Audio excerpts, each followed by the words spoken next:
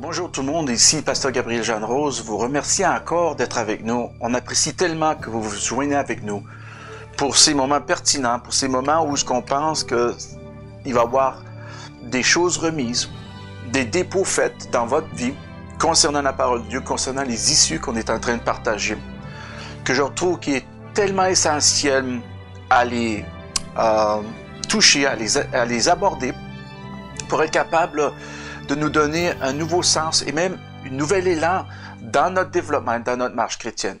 Il est très important pour vous et moi de continuer à se garder dans le développement des choses que Dieu nous parle et nous révèle. Surtout quand ça vient à la parole de Dieu. Il va être très important, frères et sœurs, pour vous et moi, de continuer à regarder et adapter cette parole de Dieu pour qu'elles puissent venir changer les choses qu'elles doivent venir changer dans ma vie. Et elles vont venir changer les choses qu'elles doivent venir changer dans ma vie. Parce que c'est le but de la parole de Dieu. C'est le but. Et autant qu'on soit libéré de ce corps ou de ce domaine naturel, nous avons à voir à surmonter des choses, à travailler des traits de caractère, à regarder les choses que je ne peux plus conserver ou garder en secret, mais de les mettre à la lumière et de laisser Dieu agir et travailler dans ma vie pour que je puisse arriver à un état de maturité où ce que les choses maintenant dans le domaine naturel, à travers de mes 5 sens sensoriels, ne dicteront pas le parcours du comment est-ce que je dois me ressentir, du comment que je dois réagir, ou de me laisser emporter par des vagues émotionnelles qui sont tellement fortes, incontrôlables, qu'elles m'amènent littéralement dans le champ, qu'elles m'amènent littéralement à manquer les choses de Dieu. Mais il faut faire très attention aussi, que je ne suis pas en train de négliger ou de dénigrer aussi les émotions. On en a besoin, Dieu nous a donné les émotions pour qu'on puisse expérimenter et vivre dans ce domaine naturel, pour être capable d'apprécier qu'est-ce que Dieu a fait pour nous. Il y a des sentiments qui sont fabuleux à vivre. Donc, je ne dénigre pas ces émotions-là. Je pense que c'est une très belle chose de les vivre. Il y a des choses qui sont phénoménales à vivre en tant qu'émotion. Tous ceux qui sont mariés ont des choses phénoménales. Avoir des enfants, vivre plein de sortes d'émotions à travers de ça peut être une chose agréable. Il y a des choses peut-être moins agréables, mais il y a aussi des choses extrêmement très agréables. Et c'est des choses qui sont moins agréables qu'on essaie d'éviter. Remarquez bien que la plupart du temps dans notre vie, on essaie toujours d'éviter qu'est-ce qui vient nous déplaire, qu'est-ce qui est peut-être plus dur à vivre. On essaie d'éviter les émotions qui nous emballent dans peut-être des choses qui vont nous abaisser le moral ou nous fatiguer ou nous tanner. Tout dépendant de qu'est-ce qui est en train de se faire ou de se partager dans le domaine naturel et qui vient s'infiltrer ou vient m'alimenter à travers de mes 5 sensoriels, va dépendre des émotions que je suis en train d'expérimenter. Et donc, il va falloir être vigilant concernant les choses que je ressens, malgré qu'il y a certaines choses qui est bonne à expérimenter. Est-ce que vous voyez maintenant la balance qu'on doit faire? On doit faire cette balance parce que c'est pas évident des fois d'être parmi des frères ou des sœurs dans le Seigneur et de gérer les émotions avec des principes spirituels. Et il faut apprendre, il faut continuellement apprendre et s'exercer dans ce domaine-là. Et donc, c'est pour ça qu'il est très important en premier, pour avoir une bonne base de la parole de Dieu, de savoir la parole de Dieu. Parce que une fois que je connais ma parole, une fois que je la prends, une fois que je m'adapte, une fois que je la assimile, une fois que je suis en train d'avoir mon regard plus régulier en fixant la parole de Dieu, mais la chose qui va se développer de cette implication-là, de cet engagement-là de ma part, va être qu'elle va maintenant réveiller mon sens spirituel, elle va réveiller mes sens spirituels, elle va réveiller ma conscience et elle va m'amener une bonne conscience qui va m'inciter à éviter le mal et faire le bien. Et il va y avoir beaucoup de choses maintenant dans mon état, dans qui je suis, mon caractère, amen, mes attitudes, mon comportement, ma pensée, mon langage, la manière que je parle, et toutes ces choses-là maintenant, et quand on parle de la marche, on inclut tous ces éléments-là qu'on vient juste vous mentionner, et ma marche maintenant devient plus solide, stable, constant, amen, et les choses viennent moins nous pénétrer, nous faire mal, et ou des fois nous induire dans des choses peut-être qui nous engagent dans des des crises émotionnelles, si je peux appeler ça, ou des tiraillages dans mes émotions qui m'éloignent des promesses de Dieu parce que maintenant je suis tellement emballé dans ces émotions. Maintenant, il faut faire vraiment un aperçu de toutes ces choses et toujours être conscient. Vous dites toujours être conscient, mais on se rendra fou. Non, au contraire. Le plus que vous allez vous aventurer dans ça, le plus que vous allez vous exercer dans ces choses, vous allez voir que le plus facile que ça va être. Pourquoi? Parce que mes sens spirituels vont devenir plus sensibles et plus forts que mes émotions ou que les sensations à travers de mes sens sensoriels. Malgré que je suis encore capable de toucher quand je touche, je sens les textures différentes que mes mains peuvent toucher et elles m'amènent une instruction ou une information dans ce domaine naturel dans lequel que j'existe. Je peux regarder cette plante, la toucher et toucher la texture de la feuille et de savoir ou de recevoir une information, une expérience, une instruction juste à travers le touche. Et maintenant, en faisant des contacts avec mes yeux sur la plante, je peux maintenant apprécier soit la valeur, la douceur, la beauté et ainsi de suite. Ben, le même est vrai concernant le domaine spirituel. Une fois que je continue à développer mon homme intérieur, mes sens vont devenir plus aigus concernant les choses spirituelles. Elles vont être plus sensibilisées. Et mon homme intérieur va se fortifier et va être capable d'apprécier maintenant la valeur, la beauté, comme j'expérimente dans le naturel, la touche de cette feuille, la touche de cette plante. Je vais maintenant le ressentir dans le domaine spirituel, je vais ressentir maintenant la touche de Dieu, je vais ressentir les éléments qui sont là, les forces spirituelles qui sont là, je vais commencer à les apprécier, à les valoriser. Je vais commencer à les connaître, à savoir et d'avoir une plus grande connaissance. Et maintenant, obtenir cette instruction ou cette information maintenant que je reçois plus directement dans le domaine spirituel. Et une fois que je les reçois, maintenant, toutes ces qualités-là, ces forces spirituelles vont venir réaligner tout ce qui est dans mon âme, qui n'est pas aligné avec ce que Dieu veut que je m'aligne, de quelle façon que je m'aligne. Amen. Et donc, il y a souvent des choses à apprendre. Il y a toujours quelque chose à apprendre concernant cet aspect et dans ce domaine-là. Et donc, nous avons parlé récemment de rester positif dans un environnement négatif. De rester positif dans un environnement négatif.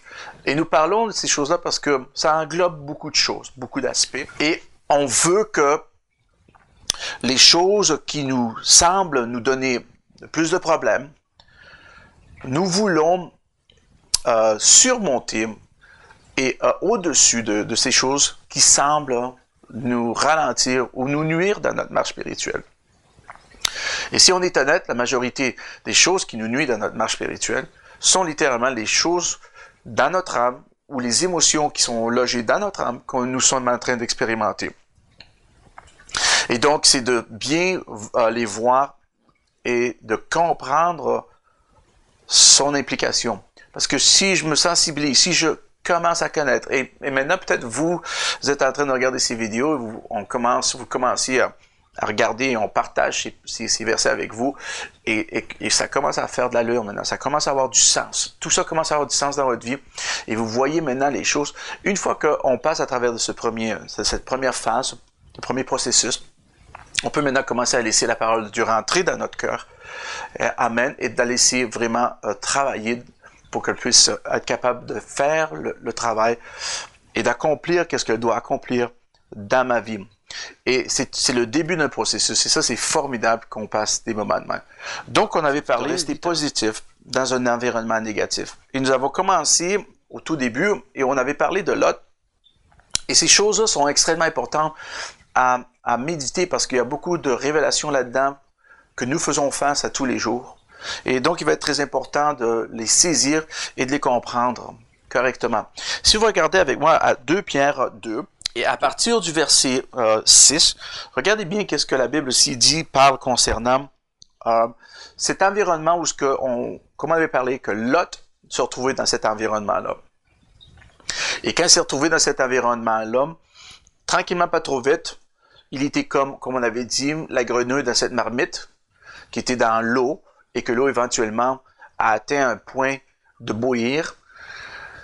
Et c'est un peu comme c'était la même chose pour Lot. Lot s'est retrouvé dans un environnement où il a commencé à baisser les standards, ou peut-être l'environnement était tellement hostile, peut-être qu'il a abandonné, il s'est mis à l'égard. Malgré qu'il était prospère, mais il s'est mis à l'égard de tout ça.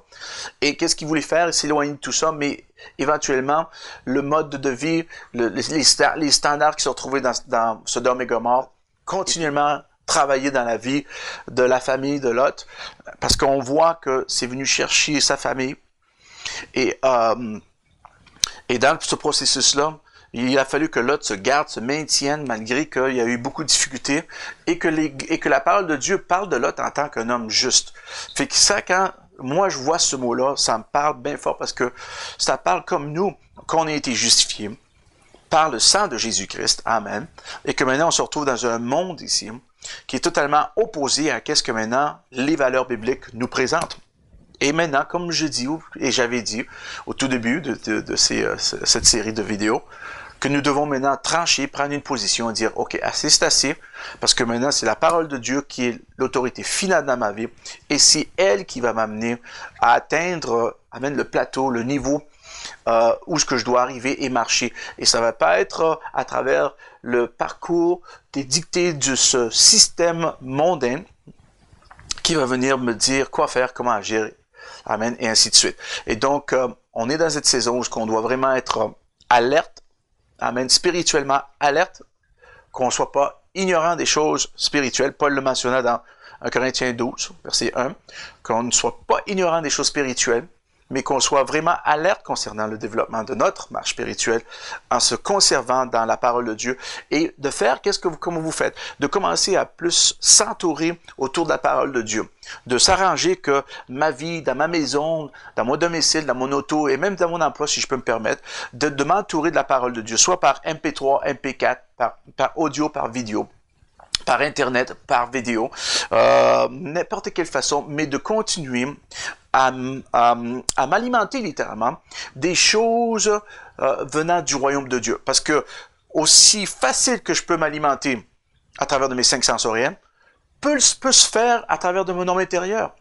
Il va venir facilement de le faire. Il s'agit de commencer et de débuter. Une fois que vous débuterez, vous allez voir qu'il va être facile de garder le momentum. C'est sûr et certain, vous allez avoir des attaques. L'ennemi va être fâché contre vous. Il va pas vouloir vous voir continuer dans les choses de Dieu. Il va essayer de vous déloger, vous fatiguer, mais résistez, restez ferme, tenez ferme, persévérer, gloire à Dieu. Vous allez voir que tout d'un coup, ces choses vont commencer à devenir de plus en plus faciles parce que vous allez connaître et savoir les ruses du diable. Amen. De voir qu'il essaie de vous décourager pour que vous ne lisez pas votre parole. Amen. Et qu'il va s'arranger que vous ne rentrez pas dans ces principes-là parce qu'il veut pas que vous obteniez la révélation qui est cachée là-dedans. Amen. Mais le Saint-Esprit veut vous les révéler, gloire à Dieu. Il veut vous les révéler. Et donc, ouvrez votre Bible. Amen. Ouvrez votre Bible. Méditez. Prenez le temps à lire la parole de Dieu. Prenez le temps à vous alimenter, gloire à Dieu, dans le domaine spirituel, comme on le fait autant dans le domaine naturel. Amen. Prenez ce temps. C'est grand temps, Église, de se lever et de se brancher et de s'enraciner dans ces choses-là. Parce que le plus que dans la parole de Dieu, je parle, le plus qu'on s'enracine dans la parole de Dieu, le plus facile va être de grandir, de suivre Dieu, d'être instruit par Dieu, d'être corrigé de Dieu, d'être redressé de Dieu, de obéir à ses instructions, de suivre ses commandements. Parce que ce n'est pas une loi, ça se fait par l'amour. Et puisque je suis en train de continuellement plonger mon regard dans la parole de Dieu, cet amour va devenir de plus en plus évidente, elle va devenir de plus en plus fraîche, elle va continuer à s'alimenter et grandir. Amen. D'augmenter votre amour les uns pour les autres. Amen. Et le tout va commencer à gérer, alimenter, amen, et fortifier tous les autres éléments spirituels dans votre vie. Amen, pour qu'on puisse vivre une vie comme Dieu nous a appelé de la vivre, dans la sainteté, gloire à Dieu. Amen. Amen. Merci pour ces deux amen. Donc, regardons 2 Pierre, puis regardez verset 6. Regardez qu'est-ce qui arrive ici. Je voudrais juste pointer une couple d'indices ici pour nous garder éveillés du fait que on est un peu dans le même temps. Les environnements, des fois on peut se retrouver dans des environnements hostiles, Parce que littéralement, cette société, ce système devient de plus en plus négatif. Regardez bien ce qui est arrivé avec Lot. Il n'y a rien de nouveau sous le soleil.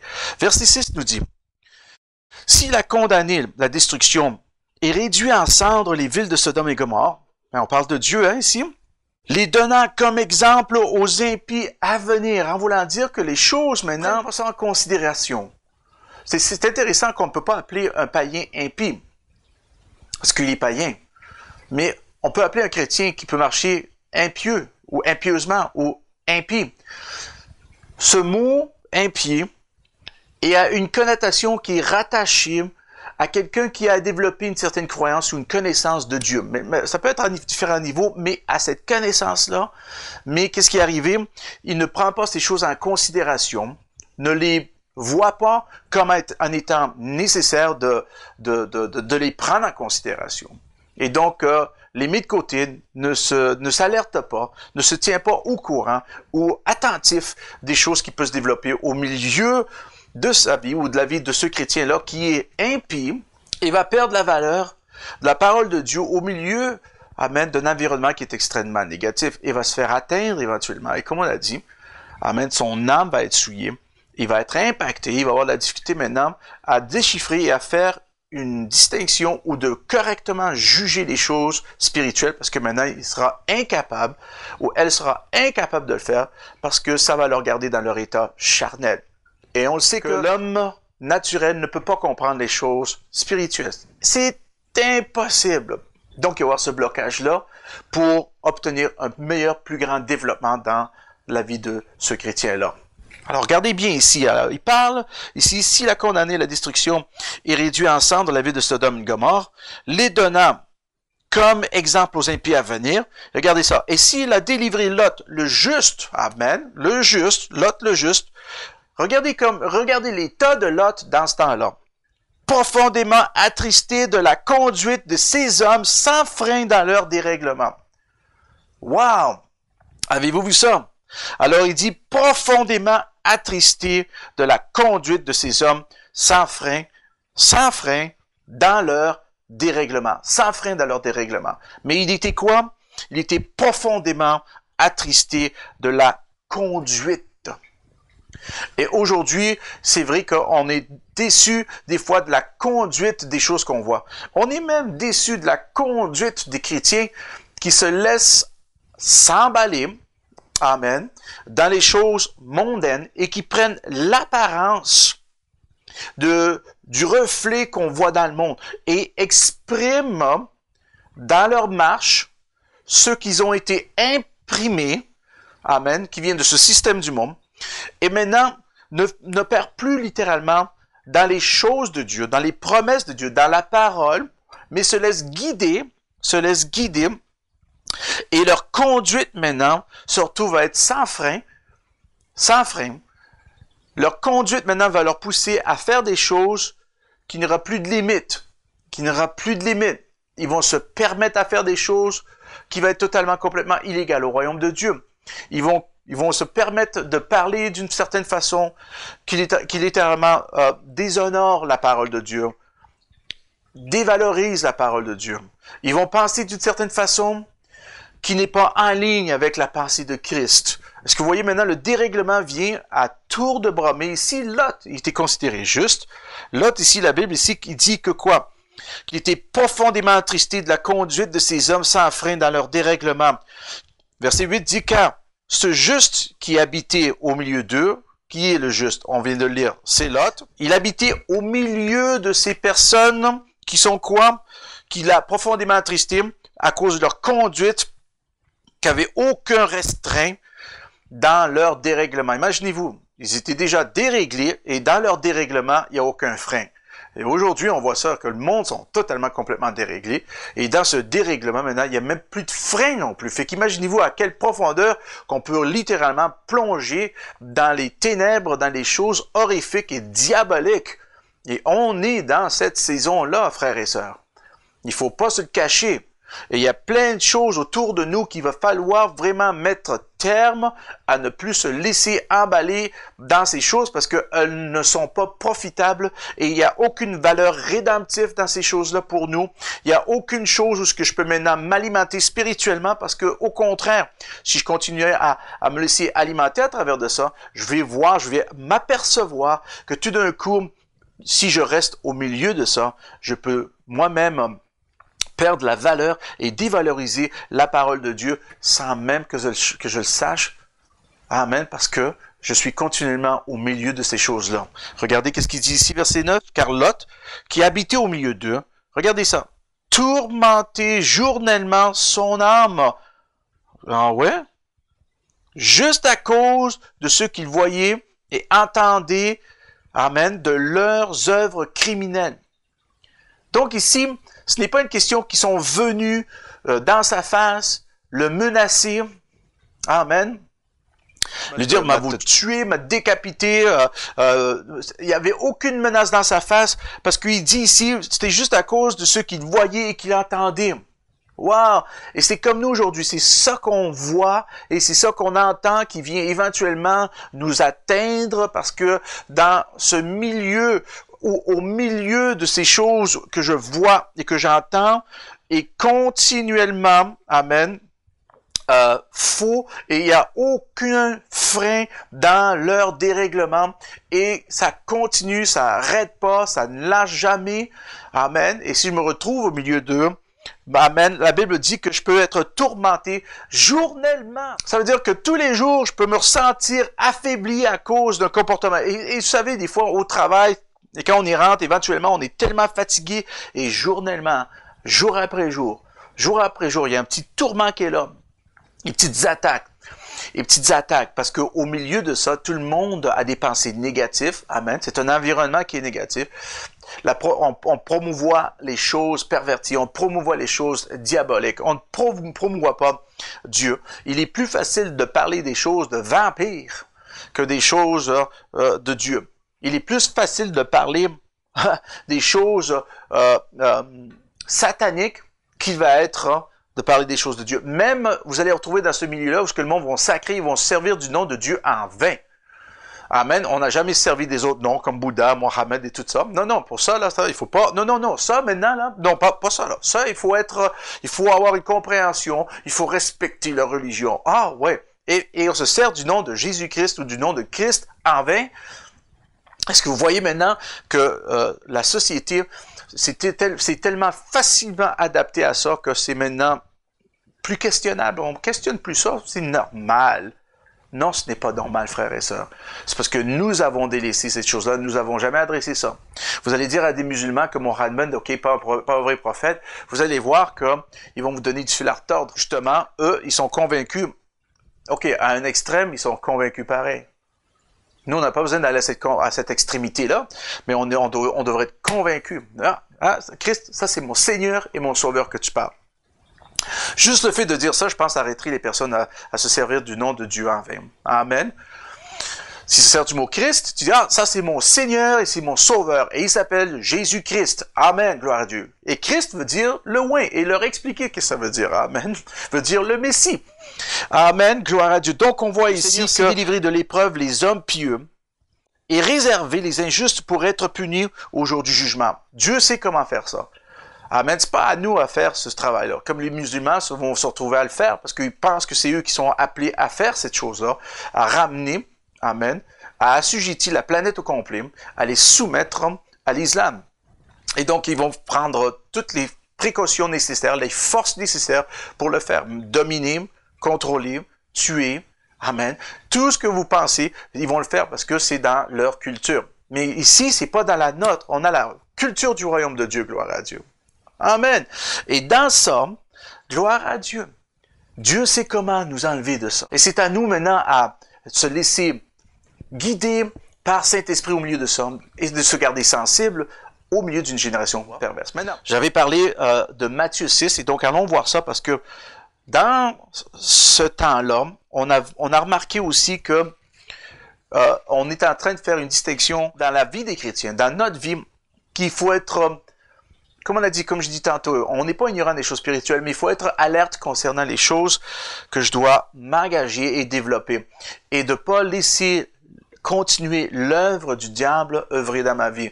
Parce qu'il va essayer, avec toutes ses ruses, il va essayer de venir, à n'importe quelle façon, n'importe quel moyen, de revenir et essayer de contrôler une partie de ma vie par lequel ou lequel j'ai laissé la peur ou la crainte délaissée. Et maintenant, il y a une porte qui est ouverte encore là, où ce qui peut maintenant continuer à venir et faire un dommage ou essayer de m'influencer à être une influence pour déprimer, décourager mes frères et mes sœurs.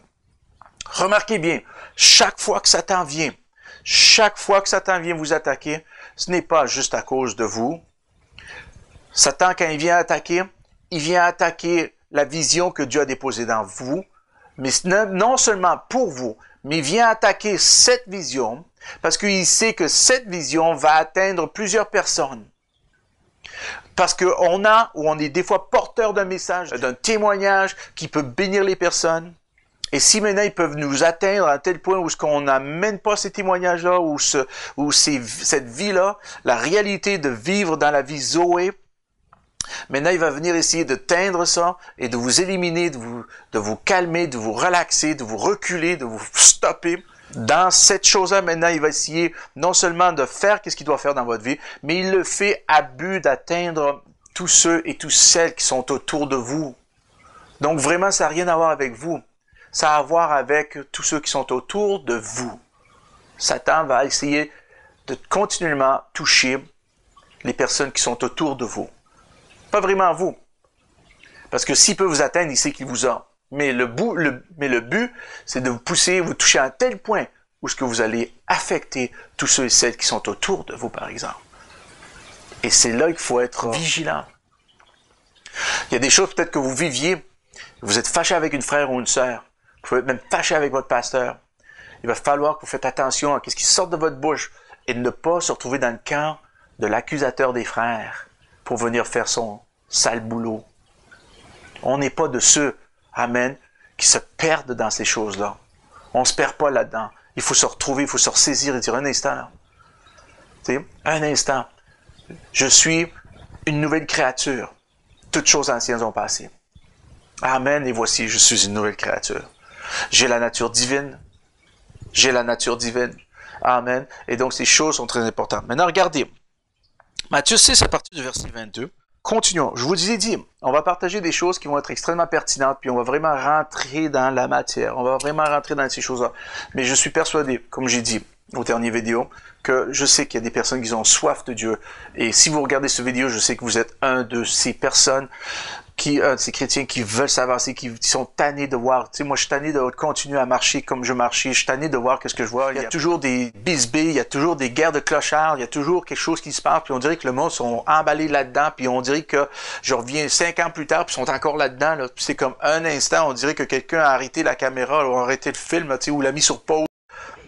C'est assez, amen. Et pour ceux et celles qui comprennent et qui attendent qu'est-ce que je dis dans l'esprit, vous vous réjouissez maintenant parce que vous voyez maintenant une opportunité où ce que vous pouvez vous lancer dans cette route qui va continuer à nous appeler à grandir, à maturer dans les choses de Dieu et de voir la plénitude, la puissance de Dieu. Amen. La puissance de Dieu, ce n'est pas être rempli de Saint-Esprit. Amen d'être rempli de Saint-Esprit. Est-ce que vous me suivez?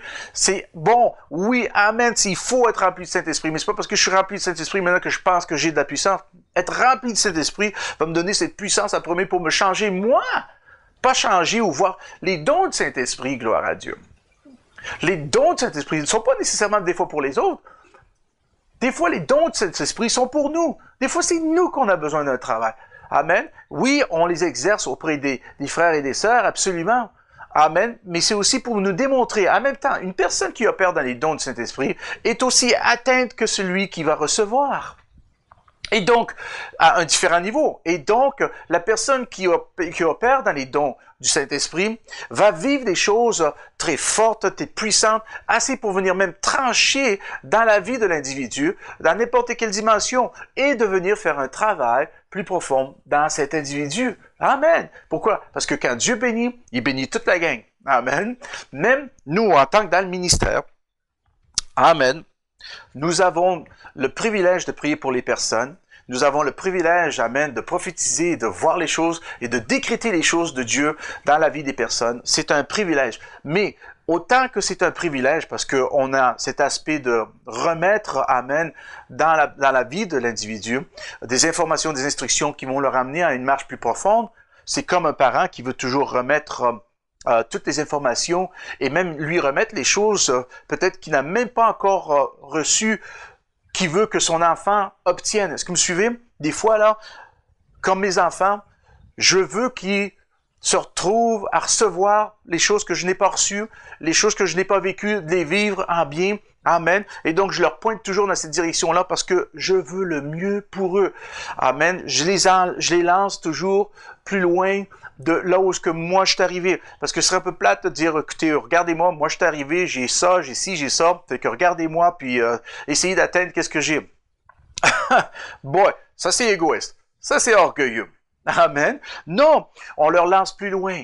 On les lance plus loin. Nos enfants, on leur donne une vision plus loin. Amen. Allez-y, développez. Qu'est-ce que j'ai reçu? Je vous le remets. Mais servez-vous de ça comme tremplin, gloire à Dieu, pour arriver à un endroit encore plus loin, plus profond dans votre marche avec Dieu. C'est ça qu'on veut. Et c'est comme ça que cette génération va opérer de gloire en gloire. Amen. De voir ces choses grandir.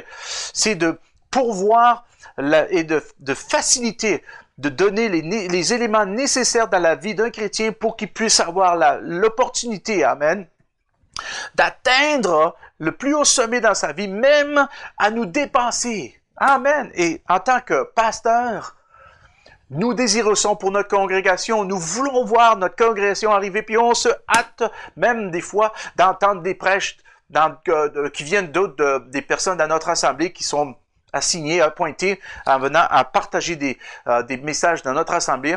Je suis pas le seul. Amen. Ma femme n'est pas la seule. On a une équipe, on a des personnes. Amen. Ça fait partie de cette formation. Notre vision, c'est d'équiper, entraîner, de relâcher. Donc, ça fait partie de ça. Mais le privilège, frères et sœurs, de m'asseoir et d'entendre, gloire à Dieu, les jeunes qui viennent avec des messages profonds, gloire à Dieu. Ça, là, ça me touche. Je dis, Seigneur, merci, gloire à Dieu. Et même, j'ai pris que leurs prêches sont beaucoup plus meilleures que la mienne. Et même, vous savez quoi? Elles sont meilleures. Amen. Gloire à Dieu. Elles sont bonnes. Et ici, c'est même pas une question d'être meilleur. Parce qu'il n'y a aucune compétition là-dedans. Est-ce que vous me suivez? C'est que moi, maintenant, je peux m'asseoir et de dire, waouh, regarde-moi la révélation qui sort de ces jeunes. Wow, je suis béni de m'asseoir ici et de privilégier, de m'asseoir et d'entendre ces choses qui sortent de leur bouche venant du trône de Dieu. Ouh! Alléluia! Ça, c'est excitant. Et c'est ça, l'Église. Et un pasteur, amen, doit pousser l'Assemblée pour arriver à ce point-là parce que c'est ça la job d'un pasteur, entre guillemets. Amen, c'est de s'arranger, non seulement d'arrêter d'entretenir et de maintenir le troupeau et de guérir, de penser tout ça, mais le but, c'est toujours des avancées. Amen, allons dans d'autres pâturages. Amen, et d'amener une expérience à l'Église comme le Saint-Esprit veut qu'on vive. Et quand on est dans ces voies-là, ça ne peut qu'exploser. Gloire à Dieu. Et donc, ces vidéos sont à but de vous encourager, frères et sœurs, de voir qu'il y a beaucoup plus que Dieu veut qu'on reçoive. Amen. Alors, regardez Matthieu 6. J'espère que vous l'avez trouvé. Amen. Matthieu 6, regardez verset 22. On l'a lu la dernière fois. Et Matthieu 6, l'œil est la lampe du corps. Si ton œil est en bon état, tout ton corps sera éclairé. Mais si ton œil est en mauvais état, tout ton corps sera dans les ténèbres. Et si donc la lumière qui est en toi est ténèbres, combien seront grandes ces ténèbres? Wow! Avez-vous vu ça? Combien grandes seront les ténèbres si nous qui disons qu'on est dans la lumière, amen, et qu'on trouve un côté ténébreux dans ça, et que ce côté ténébreux qui est là se retrouve à se manifester plus vividement que la lumière qui est en moi. Vous savez que la Bible dit que Dieu est lumière. Amen. Dieu est lumière. Et la Bible dit dans 1 Thessaloniciens 5, que nous sommes les enfants de lumière. Fait que la lumière pour nous est extrêmement importante. Parce que la lumière ne veut pas tout simplement dire une lumière éclaircir, oui, ça fait partie de ça. Mais sa dimension est beaucoup plus profonde. Et avant que je vous partage le mot dans le grec et vous donner cette merveilleuse petite révélation que le Seigneur m'a donnée concernant la lumière, j'aimerais regarder verset 22 encore. Et regardons, parce que quand on lit verset 22, c'est le reflet un peu de ce qu'on a lu dans 2 Pierre 2. Amen, 2 Pierre 2, 6, où ce que Lot était au milieu de cette génération et qui était quoi? Continuellement ou journellement, amen, déprimé, compressé, découragé. Et donc, ici, un peu, on parle de l'œil et de l'état. Et on va voir l'importance de tout cet emplacement-là pour bien nous aider à quoi? À rester positif dans un environnement négatif. Regardez verset 22 encore. Verset 22, l'œil est la lampe du corps. L'œil est la lampe du corps. Maintenant, le mot l'œil dans le grec, amen, c'est le numéro 3788. C'est le numéro 3788. Là, ça a une définition comme ceci. C'est la faculté de savoir. Et j'ai vraiment aimé ça. L'œil est la faculté de savoir. Allez, la faculté de savoir. L'œil est la faculté de savoir. C'est l'ensemble des ressources provenant d'une information. Amen. L'œil est l'ensemble des ressources provenant d'une information qui est de l'externe. Est-ce que vous le voyez? L'œil est la faculté de savoir. Nous allons prendre une pause ici, puis nous allons revenir et nous allons continuer à toucher ça. Et donc, Gabriel Jean-Rose vous dit que la joie du Seigneur soit votre force. Amen.